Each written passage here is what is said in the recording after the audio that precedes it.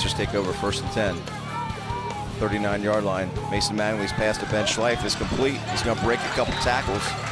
Advance it up the field for about a 8-9 yard carry.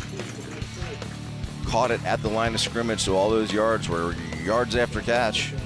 3 receivers into the boundary now. The Lancers have it 2nd and 3 on the left hash mark. 1 wide receiver, Sean Taylor, split way on top. Same play.